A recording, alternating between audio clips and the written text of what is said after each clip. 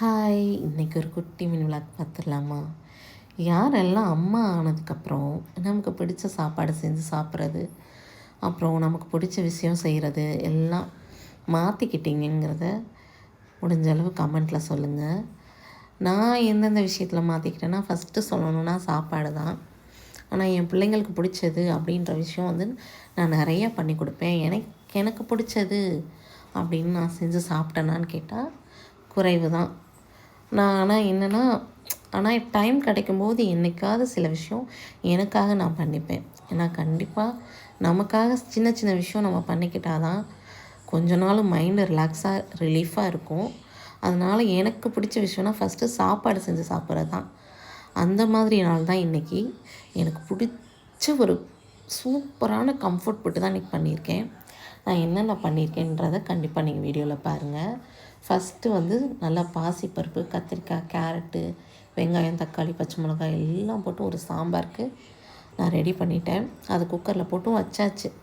அப்புறமா இன்றைக்கி நான் உளுந்து வடை பண்ண போகிறேன். அதுக்கும் நான் உளுந்து ஊற போட்டிருந்தேன். அதையும் ஒரு பக்கம் ரெடி பண்ணிகிட்டு இருந்தேன்.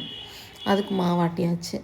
அப்புறம் நல்லாக்குட்டிக்கு சாப்பாடு, அரிசியும் பூசணிக்காய், மஞ்சத்தூள், முட்டை எல்லாம் ஒன்றா போட்டு குக்கரில் வச்சுட்டேன். அது ஒரு பக்கம் ஆகிட்டுருக்கு. தக்காளி சட்னிக்கு வந்து நான் எல்லாமே வெங்காயம், தக்காளி, மிளகா வத்தல், பூண்டு எல்லாம் போட்டு வதக்கி எடுத்து ஆற வச்சிட்டேன். அதுவும் ரெடி ஆகிடுச்சு.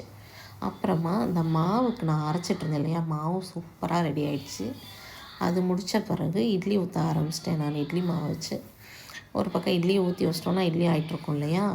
அப்புறம் நான் அந்த சட்னி, தக்காளி சட்னி வதக்கிறதால அதையும் அரைச்சி எடுத்து வச்சாச்சு. அப்புறம் நான் இந்த உளுந்த வடை காட்டி வச்சுருந்தேன் இல்லையா, அதில் வெங்காயம், பச்சை மிளகாய், ஜீரகம், கொஞ்சம் உப்பு எல்லாம் போட்டு நல்லா பெரட்டி வைக்கலான்னு சொல்லிட்டு அதுவும் ரெடி பண்ணி வச்சிட்டேன். அப்புறம் ரெண்டு சட்னியும் ரெடி ஆகிடுச்சு. அது தாளித்து கொட்டணுமேன்னு சொல்லிவிட்டு அடுப்பில் சட்டி வச்சு எண்ணெய் ஊற்றி கடுகு, கருவேப்பிலை எல்லாம் போட்டு அதையும் 2 சட்னிக்கும் தாளித்து கொட்டியாச்சு. இது ரெடி ஆகிட்டுருக்கும் போதே நான் சாம்பார் அங்கிட்ட ரெடி ஆகிடுச்சு, அதை இறக்கி வச்சிட்டேன். இந்த ஃபுட்டெல்லாம் ஏன் இன்றைக்கி பண்ணேன்னா, கிட்டத்தட்ட எனக்கு ஒரு 2 வாரமாகவே ஒரு இட்லி, சாம்பார், சட்னி, வடை எல்லாமே பண்ணி சாப்பிட்ணும் ஆசையாக இருக்குது. நான் இதுக்கு முன்னாடி வீடியோவில் கூட சொல்லியிருப்பேன், எனக்கு இந்த மாதிரி சாப்பிட்ணுன்னு ஆசையாக இருக்குது, அதனால தான் மாவாட்டிகிட்ருக்கேன் அப்படின்னு சொல்லிட்டு. ஆனால் நான் இன்றைக்கி தான் அந்த இதை பண்ணுறேன். ஏன்னா நமக்குன்னு டைம் கிடைக்கணும் இல்லையா, அது நமக்கான விஷயம் பண்ணுறது கூட நமக்கு டைம் தேவைப்படுது. சாப்பாட்டில் கூட என்ன பண்ணுறது. அப்புறம் சாம்பாரும் ஒரு பக்கம் ரெடி ஆகிடுச்சா, அதுக்கு தாளித்து கொட்டியாச்சு. அப்புறம் வடைக்கு வந்து நான் எண்ணெய் அடுப்பில் ஊற்றி காய வச்சிட்டேன். வடை மாவு செம்மையாக ஆட்டியிருந்தேங்க. சூப்பராக இருந்துச்சு, பக்குவமாக இருந்துச்சு. நல்லா உருட்டும் போதே அந்த உளுந்து வந்து மாவு பந்து கணட்டாக வந்துச்சு. வடை மாவு மட்டும் இல்லை, வடை அதை விட சூப்பராக வந்துச்சு. மொறுன்னு வெளியவும் உள்ளே வந்து நல்லா சாஃப்டாகவும் இருந்துச்சு. டேஸ்ட்டும் வந்துட்டு சொல்ல முடியல, அந்தளவு டேஸ்ட்டாக இருந்துச்சு. நல்லா வடை நான் எத்தனை வடை போட்டனோ, போட்டுட்ருக்கும்போதே எப்போவும் சாப்பிட்ருவேன். எனக்கு இந்த வட்டம் வடையை பிச்சு சாப்பிடவே மனசு வரல, அந்தளவு சூப்பராக இருந்துச்சு. டேஸ்ட்டும் செம்மையாக இருந்துச்சு. நான் என்ன பண்ணிட்டேன்னா, வடையெல்லாம் போட்டு மொத்தமாக வச்சுட்டு தான் நான் சாப்பிடவே உட்காந்தேன்னா, ஏன்னா வேலையெல்லாம் முடிச்சுட்டு ரிலாக்ஸாக சாப்பிடுவோன்னு சொல்லிவிட்டு எல்லா வடையும் மொத்தமாக போட்டு எடுத்து வச்சுட்டு தான் சாப்பிட உட்காந்தேன்.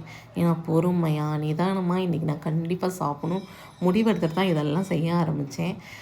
நான் இதை சாப்பிட்றதுக்காக நான் சாப்பாடை தான் எடுத்து வச்சேன். எங்கள் நாளாக பின்னாடியே வந்துட்டா, அவளுக்கும் வேணும்ன்ட்டு. அவளுக்கு ஆல்ரெடி சாப்பாடு வச்சாலும் என் பின்னாடியே வந்துட்டா. அவ்வளோதாங்க இந்த வீடியோ பார்த்துட்டு கமெண்ட் பண்ணுங்கள், எல்லோரும் சப்ஸ்கிரைப் பண்ணுங்கள். நெக்ஸ்ட் வீடியோவில் பார்க்கலாம். பாய்.